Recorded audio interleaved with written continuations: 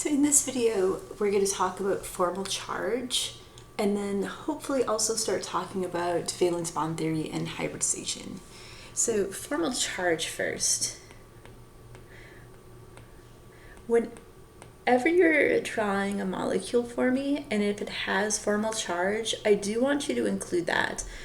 Formal charge is kind of like the sig figs almost of organic. So in general chemistry, if you got the number right and the units right, but your significant digits were off, I would always take off like 0.25 or something around there, depending on how many total points the problem was. Kind of the same thing with formal charge. If you draw a molecule, say it's the right product, everything else is good, but you forget formal charge, I am going to take off points. So anytime we have a molecule with formal charge, that charge does need to be included. So what is formal charge? Formal charge is the charge, electric charge, on an atom in a molecule. And you probably did go through formal charge calculation in 151, but didn't spend a lot of time on it or really even use it since then. So we will review how to do that. So our calculation for determining our formal charge. And I'm going to go through the formal calculation first, and then I'll do the shortcut. I never actually use this calculation other than to teach it to you. So formal charge, we're going to take the number of valence electrons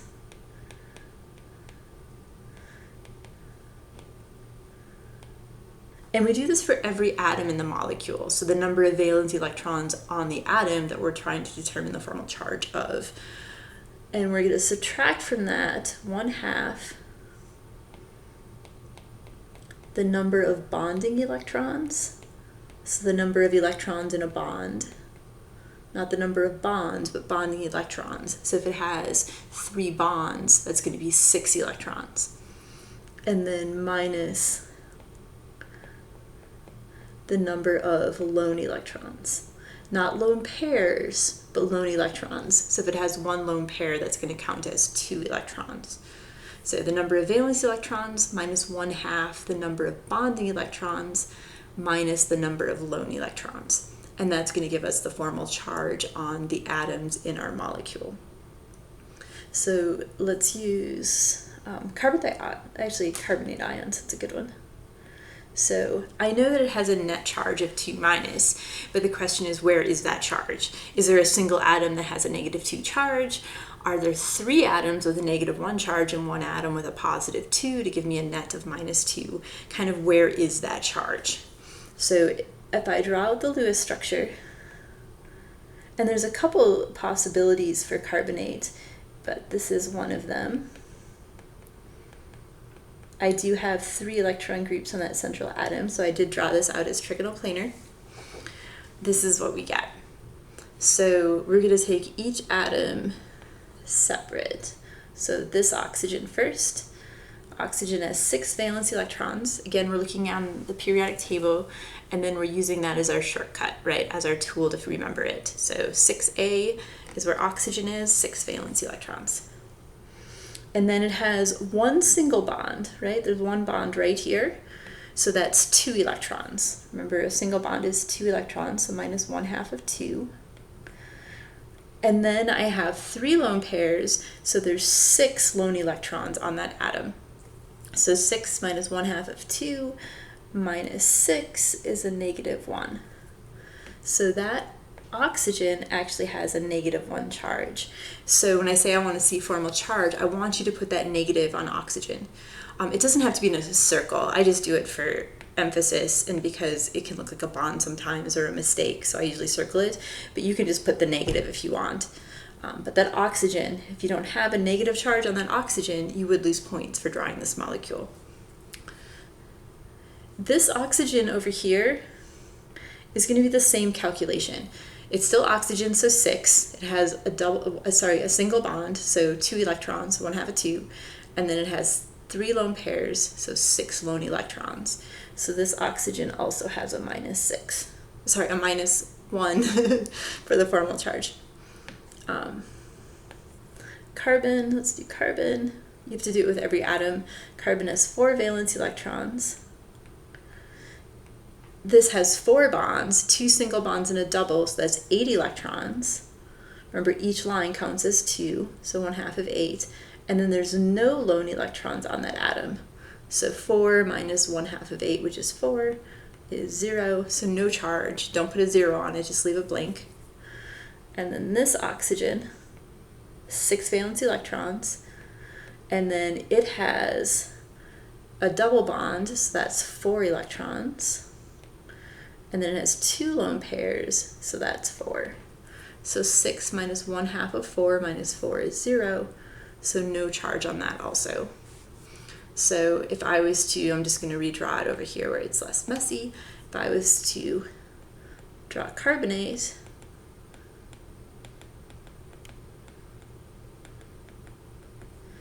I need to have that. Do not do this. Don't put net charge on it and formal charge both. Now it has a -4 charge.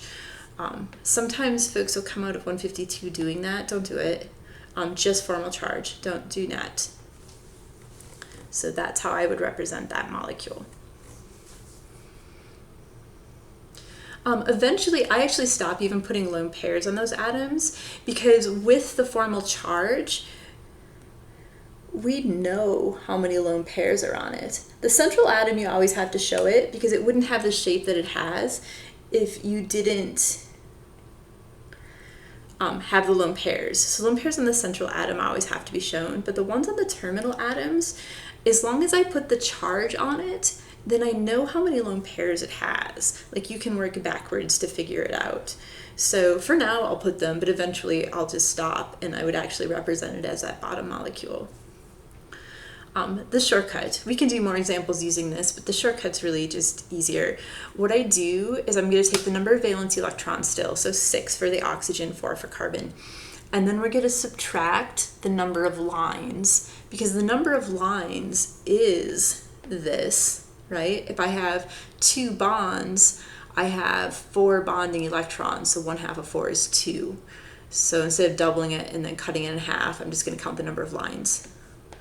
And then the number of dots. So I'm going to draw it one more time. I say one more time, it'll probably be another time after that. But if I look at this,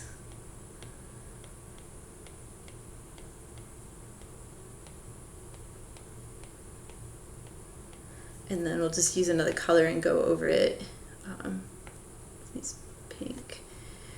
So the same oxygen I did before, I'm just going to count lines and dots. So 1, 2, 3, 4, 5, 6, 7. So 6 minus 7, I have a -1 charge on that atom. This oxygen, 1, 2, 3, 4, 5, 6, 7. 6 minus 7 is a -1. Oxygen, I guess we'll use a different color. Sorry, carbon in the middle, 4. So 1, 2, 3, 4. 4 minus 4 is 0, so no charge on that. And then my top oxygen, 1, 2, 3, 4, 5, 6. 6 minus 6 is 0, so no charge on that one. So I'm just taking the number of valence electrons and then I'm subtracting from that the number of lines, so bonds, and dots, lone electrons, to get the charge. So the ozone example that we had, ozone, O3, has no net charge at all. But when we drew it out, or when I drew it out before, I had a single bond on one oxygen, I had a double bond on the other, and then the one in the middle had a lone pair. So doing the line and dot method again, the oxygen on the left, 1, 2, 3, 4, 5, 6, so no charge.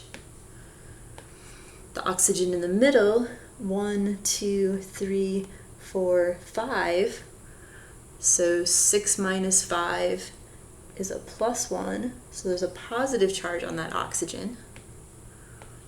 And then the oxygen on the right, 1, 2, 3, 4, 5, 6, 7. 6 minus 7 is a -1, so a -1 charge on that oxygen. So even though ozone has no net charge, it does have formal charge, right? I have a positive one and a negative one, so that sums to 0. And that's why it has no net charge, right? Because it sums to 0. Let's look at carbon with 3 bonds. So if I have carbon with 3 bonds and no lone pairs, it's not octet. Remember I said carbon can't have more than 8. It could have less. It probably has a charge then, so that's what we're going to figure out here. So carbon, it has 4 valence electrons. So 1, 2, 3. 4 minus 3 is a +1, so that carbon has a positive charge.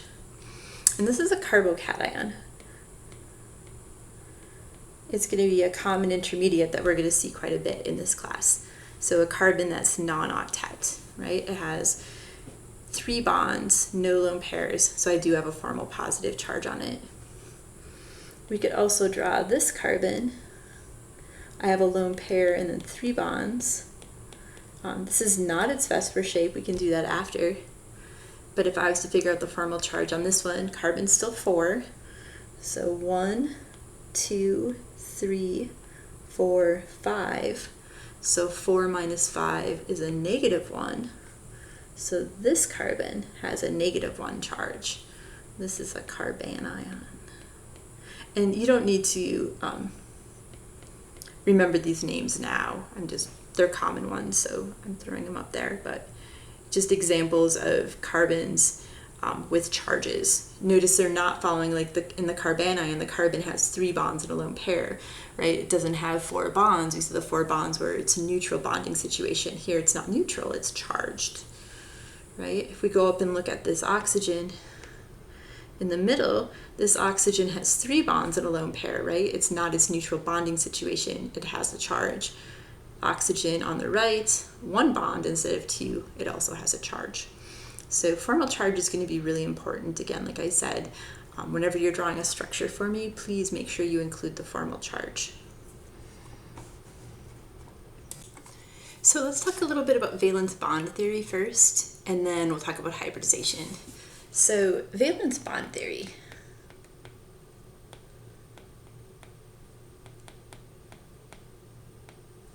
Valence bond theory tells us that when a covalent bond forms, the atomic orbitals for each of the atoms in that bond physically overlap, and then the bonding electrons are found in that overlapping region. So when a covalent bond forms,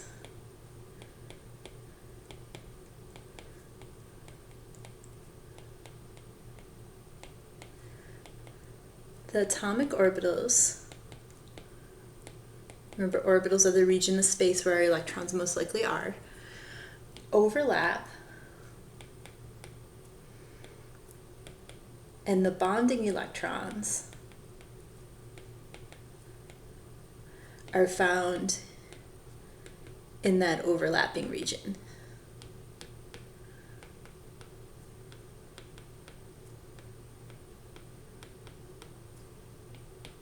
So if I was to look at a diatomic hydrogen molecule, right, I have hydrogen bonded to another hydrogen. And hydrogen is just a 1s orbital, right? If you were to write the electron configuration for hydrogen, 1s1. And if we remember from 151, s orbitals are spherical shaped. So that would be the orbital of one of my hydrogens.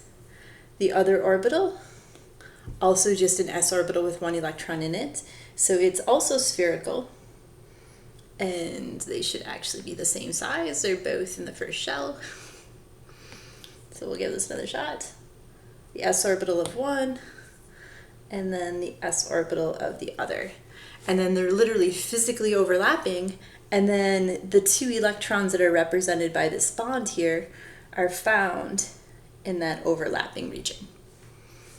So when a covalent bond forms, the atomic orbitals are overlapping, and the bonding electrons are found in that overlapping region. It does go on to say that stronger bonds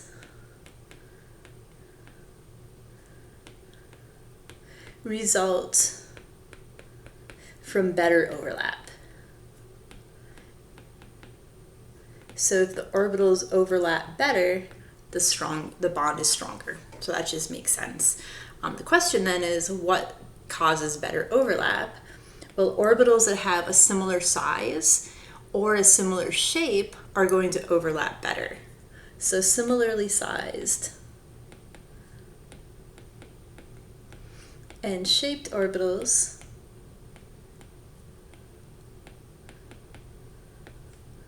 overlap better than those that aren't of similar size or similar shape. So because of that, they're going to have stronger bonds. So again, if I was to look at that hydrogen up there, or if I was to look at a bond between hydrogen and fluorine. So hydrogen, it's a 1s orbital. Hydrogen is going to be a 2p orbital that are going to be overlapping. So different shapes. Remember, s's are spherical. And then p orbitals are dumbbell shaped. Remember, they have 2 lobes. So 2 areas of space where those electrons can be. And then the nucleus is in the middle, and there's a node there. So different shell, the first shell and the second shell, and then different shapes, a spherical shaped orbital and a dumbbell shaped orbital. So we'll overlap these guys. Those electrons are still found, I made that kind of small, but they're still found in that overlapping region. But if I was to look at this bond between the 2 hydrogens and the bond between the hydrogen and the fluorine atom, the bond between the 2 hydrogens is going to be stronger because it has better overlap. It has better overlap because the orbitals are the same size and the same shape. The bond between hydrogen and fluorine, they're more mismatched, so the bond isn't quite as strong. If I was to draw it with hydrogen and chlorine, it's going to be a 1s and now a 3p. So 1s again. And then my p orbital is going to be even bigger. That's probably a little too dramatic, but I wanted it to be bigger than my 2p. And that bond is even going to be weaker than the bond between hydrogen and fluorine. So of these 3, this is going to be my strongest bond. Let's actually give it a number 1 instead of an asterisk. So number 1, my strongest bond. Of these 3, this is going to be number 3, my weakest bond.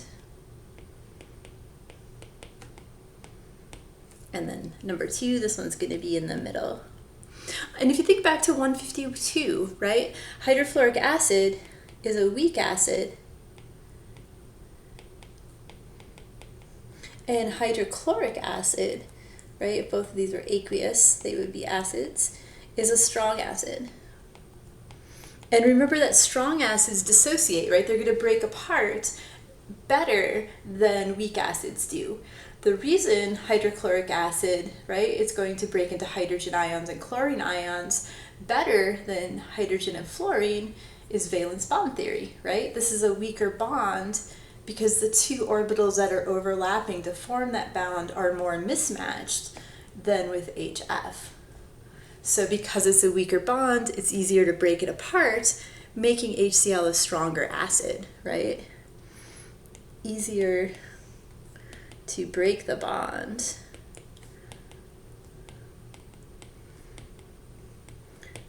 And then with hydrofluoric acid, because the orbitals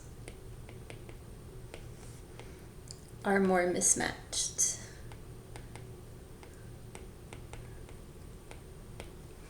So better overlap, stronger bond. And then the opposite, worse overlap, right? Weaker bond in the case of HCl. If you were to do HBr, now I have a 4p orbital, it's even more mismatched, HI even more mismatched. If you remember that acid strength does increase as we go across here. These guys are stronger acids because my bond is weaker.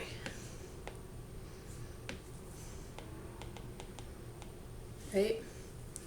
These guys on this way, weaker acids. In fact, HF is a weak acid because my bond is stronger. So the next thing I want to start talking about is hybridization. And I do want you to understand, at least on a basic level, why atomic orbitals hybridize. So the first thing I want to look at is just our tetrahedral carbon. So we can just use CH4 as our example. We drew the Lewis structure earlier. It's carbon in the center with 4 bonds to hydrogen. When I draw my shape, it's tetrahedral. And all 4 of these bonds are equivalent, right? Every single bond angle is the same. And we know that. We can go into lab and we can measure the strength of bonds, and all of these bonds are of equal strength. So this thing is perfectly symmetrical. All bonds are equal in strength. And like I said, we know this because we can measure it. We can go into lab and measure the strength of bonds, and we know that in tetrahedral carbon, right, if I'm bonded to the same thing, if I was to change one of those atoms out, now of course the overlap's different, but here because they're all the same atom bonded to carbon, every bond is the same. All of my bond angles are the same, right? If I wanted to label my bond angle between here and here, it would be the same as my bond angle between here and here. Every single one of these, and then this one around the back, are going to be equivalent. Just get rid of all of that mess I just put all over it. This is probably quicker. So this we know to be factual. If we were to look at the orbitals that are overlapping, right? Hydrogen, I have 4 of them. And each one of those hydrogens is going to just be a 1s orbital, right? I have 4 hydrogens that are all just an s orbital. So what we're doing is we're going back up, and we're going to do something like this, but for this molecule. So hydrogen, sphere. Carbon, if I was to draw out its electron configuration, and let's actually do the energy diagram. So energy is increasing as I go up. And I'm just going to do valence shell because those are the ones that are forming the electrons. So like carbon would be 1s2, 2s2, 2p2, if you remember that from Gen Chem. This is my valence shell, right? The larger value of n, so valence shell. So I'm going to do the orbital diagram for that. So I have a 2s orbital, there's only 1 of them. And then 2p, there happens to be 3 of them. So I have 2 electrons here, and then I have 1 electron in each of those orbitals. So following the Aufbau principle and Hund's rule, this is what we would end up with. Now, according to this, because I only have 2 lone electrons, carbon would only form 2 bonds, right? This would be my ground state. Aufbau principle says we always draw our ground state, where everything is in the lowest energy orbitals first. But I know that if I was bonding based on the ground state, I'm only going to form 2 bonds because I only have 2 lone electrons, right? To share, I only have 2, right? These guys are paired up. So I'm not forming bonds from my ground state. We know that carbon forms 4 bonds. If I was forming it from here, we only form 2. So we're going to draw its excited state. And in the excited state, that's where we take one of our lower energy orbitals and we bump it up to a higher energy orbital. So this is going to be my excited state. So I'm going to take one of those 2s orbitals and I'm going to bump it up. So I now have 4 lone electrons. So it can form 4 bonds, right? I have 4 unpaired electrons, right? When we draw our Lewis dot structure for carbon, these guys are unpaired because they're single dots. So I now have 4. I can form 4 bonds. Our problem, do you guys see what our problem is? If I was to form bonds from these orbitals, one of them, if I go back up to this picture, one of them is going to be the overlap of a 2s of carbon and a 1s of hydrogen. Remember, there's 4 of these hydrogens. And then the other one, right, one is going to be the overlap of a 2p and a 1s. One is going to be a 2p and a 1s. And then another one is going to be a 2p and a 1s. The problem is one of these is different than the other 3, right? One bond is the overlap between an s of carbon and the s of hydrogen. 3 of the bonds are the overlap between p orbitals of carbon and an s orbital of hydrogen. So according to valence bond theory, one of my bonds is stronger than the other, right? But we know that that's not true. We know that all of the bonds are the same strength, so it's not forming bonds from this state neither, right? One bond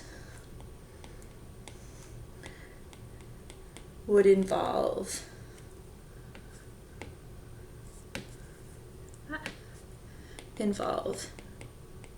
the overlap of carbon's 2s and hydrogen's 1s orbital, and 3 bonds would involve carbon's 2p and hydrogen's 1s. So one bond would be stronger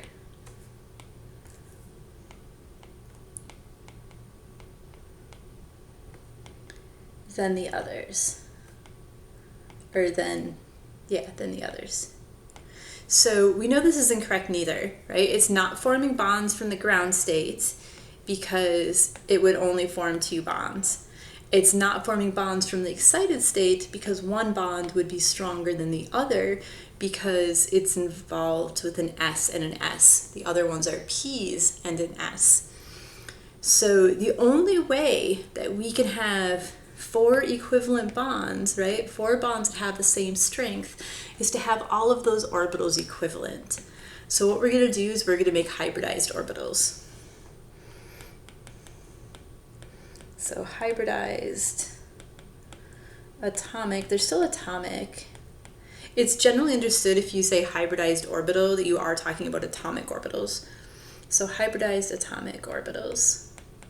So it's still the region of space around an atom where a molecule or where electrons are most likely to be found. But they're not the traditional SPs and Ds, they're hybridized. So these are combinations. I'm going to use the word traditional to refer to the SPD that we're used to. So combinations of traditional atomic orbitals. And remember, orbitals, right? We use quantum mechanics, which is a mathematical model, right? It's based on the wave equation. So these are actually mathematical combinations. We're mathematically combining the wave equations and getting new regions of space as our possibilities. The number of traditional orbitals combined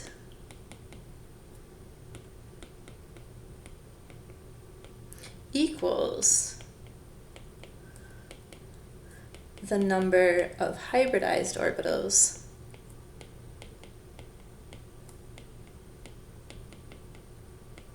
produced. So if I'm going to combine 3 traditional orbitals, I'm going to get 3 hybridized orbitals out. So the number combined equals the number that we're going to produce. So I'm going to redraw this down here. So energy is still increasing. I have, not 1s, 2s. In fact, we can just leave the shell number off because that actually doesn't matter what shell we're in, right? If S's are in the first shell or the 6th shell, they're still spheres. They're just bigger, right? If it's in the 6th shell, the distance from the nucleus is greater. It extends further into space. P's are always dumbbell regardless of what shell number we're in. So what I'm going to do is I'm going to combine these.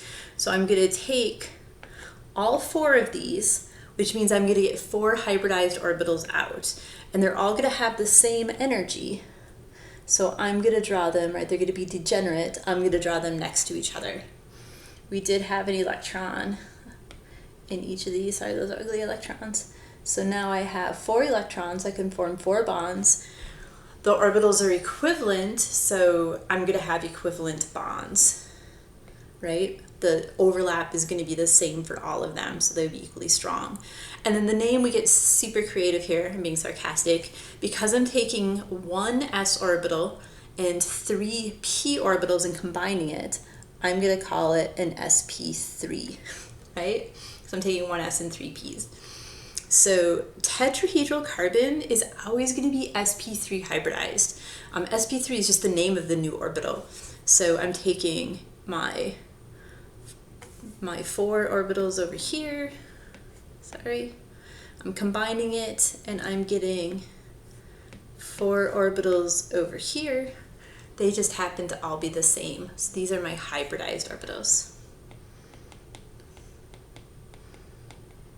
So now if we look at our carbon up here, every single bond is the overlap of an sp3 orbital of carbon. We'll just do carbon as a subscript, and the s orbital of hydrogen. So 4 equivalent bonds. I have 4 of those. We're also going to see sp2 orbitals. I'm going to redraw the traditional one again.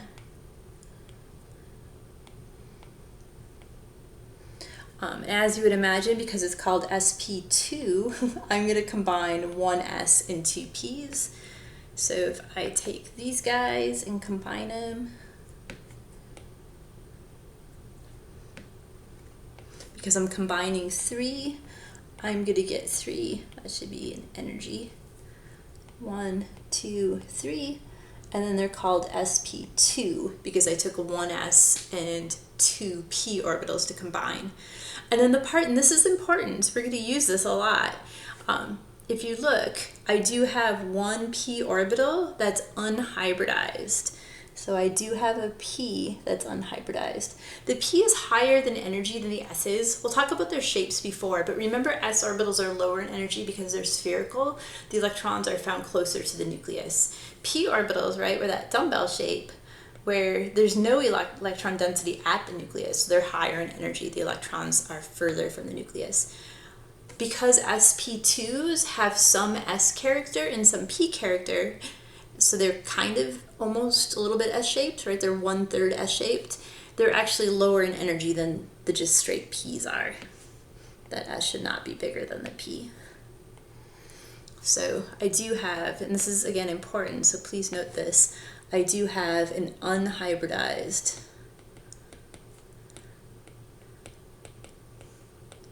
p orbital left over. And then we also have sp orbitals.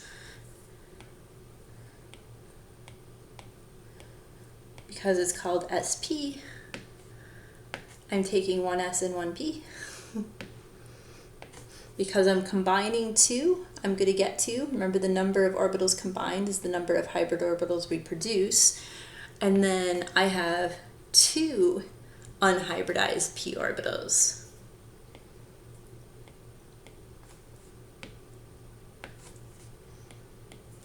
2 unhybridized. So traditional p orbitals. In 152, you would have had sp3d and sp3d2 orbitals also, but because we're only going up to 4 electron groups, these are the only ones we're going to look at. So if something has 4 electron groups, it's going to be sp3 hybridized, right? 1, 2, 3, 4. If something has 3 electron groups, it's going to be sp2 hybridized, 1, 2, 3. If something has 2 electron groups, it's going to be sp hybridized. And I do have that on that handout, the last column over here. I do have the hybridization on there for you. Let's make a little table though, just for those that don't have that printed and want to write it down. So if I have 4 electron groups, it's going to be sp3 hybridized. If I have 3 electron groups, it's going to be sp2 hybridized. If I have 2 electron groups, it's going to be sp hybridized. And then let's also add, just so we get it, there's always going to be 4 sp3 orbitals. And you can remember that just based on the name, right? There's an S, so that's one thing, and then there's 3 P's, so the S and the 3 P equals 4. This, I'm going to have 3 sp2 orbitals, right? 1 S and 2 P's is 3. And then we're going to have 1 unhybridized p orbital. And then sp, there's 1 S, there's 1 P, so 2 sp orbitals and 2 unhybridized p orbitals.